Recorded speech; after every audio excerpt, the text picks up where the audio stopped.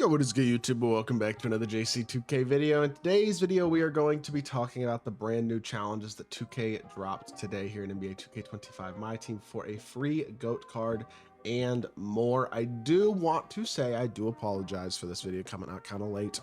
I decided last night that I was kind of just going to let my body sleep until I woke up because I don't think I've been getting enough sleep. I've had COVID, for those of you who don't know, for the last like week and 2 days now. I mean, I truly am not getting better, and it is extremely frustrating because my voice is okay and like I can make videos, but I'm constantly having like stop in the middle of videos, like coughing attacks and stuff. It's just like it sucks. I've been feeling like crap for the last week. It's why I haven't streamed at all either.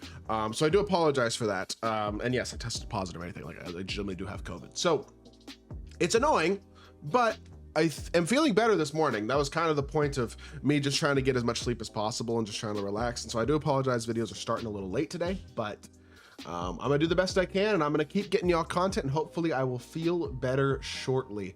But with that being said, without further ado, let's hop right into it. 2K did drop today a challenge group for a GOAT card, which is exactly what I predicted and what I think other people also expected to happen, which was this challenge group right here. And it's honestly a really, again, not that hard challenge group to complete, I don't believe. The one thing I will say is if you are planning on completing this challenge and any others, today might be a grind day for people who are trying to make MT or improve their squad or whatever the case may be, because I don't know exactly when these challenges expire, but my guess is they probably expire tomorrow. Now that is not guaranteed, but I will say what is guaranteed is that the some of these exchanges do expire tomorrow. For example, if you're trying to make MT, some of these MT making exchanges are going to be gone tomorrow. The badge exchange, the shoe exchange. Now you do still have these exchanges. That doesn't make sense, but the exchanges where you can exchange the pieces down into lower tier pieces, so you will still have the rest of this season plus a couple more days to exchange your event pieces down into diamond event pieces and quick sell them if you want. But if you're wanting to complete any of these other things, this 99 overall premium option pack, 99 overall premium pack, I don't know why you'd want to be doing that, but maybe the 100 overall premium pack, whatever else it may be, you're going to want to complete those today because they're going to be expired, besides the player rewards and just the regular exchanges for exchanging the pieces. Tomorrow when new content comes out is when they will expire. So keep that in mind. Now it is okay if you don't, because you can just exchange your pieces into diamond pieces over the next week or so and make all that MT if you're trying to make MT with your leftover pieces. I mean, that's what I personally will do. I don't know how long these challenges will be available for because 2K doesn't have there's no like time on them in terms of when they expire. I'm hoping they're available until the end of the season. It doesn't say. I would be at least completing this challenge group today if you are trying to get this piece and you need this piece, because keep in mind, a GOAT piece is a real, like, that's a valuable piece. That's a 1/10 of one of the invincible players. That's a it's 600 overall pieces. It's I mean, a good chunk of the way toward Ibaka and Trevor Williams. It's 24 of 25 pieces for Richard Jefferson, 24 of 30 for Cedric Maxwell. It's a third of the pieces that you need for a 100 overall premium player back, like all these different things. And if you exchange it down into MT by exchanging into those diamond pieces and quick selling those diamond pieces, it's 150,000 MT as well. So it's a lot of MT to be made with this GOAT piece, and I personally think that's definitely worth completing.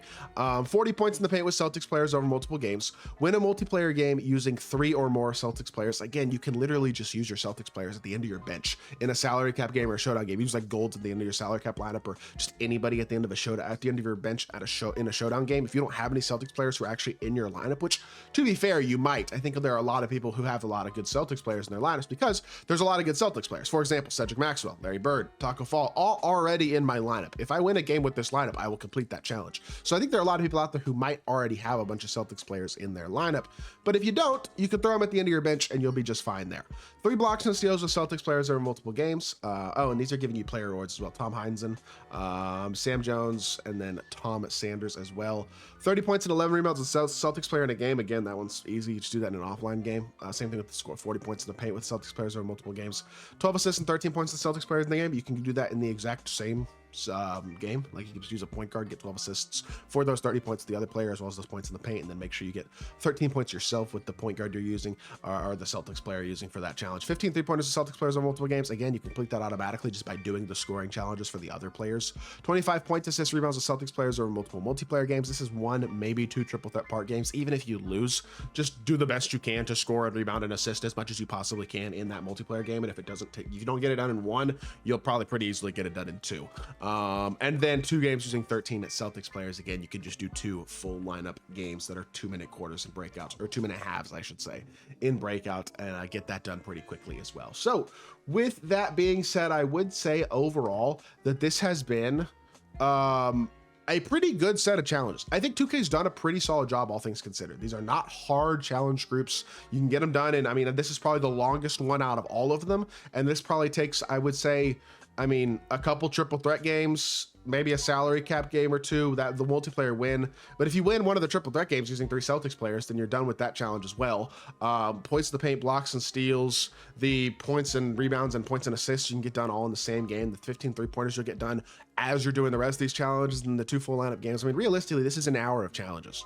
It might be a little longer if you struggle to win online, you struggle with some of the online stuff, it might be an hour and a half, but in general, it's really not hard at all. It's easy stuff for a GOAT piece, and I think overall, this is what we have been asking for throughout this weekend or week or month of content, in all honesty. And while for me personally, I haven't found, I mean, to be honest, I haven't felt good recently anyway, and that's taken away part of my desire to grind as well. But well, I haven't personally been out here grinding a lot of this stuff.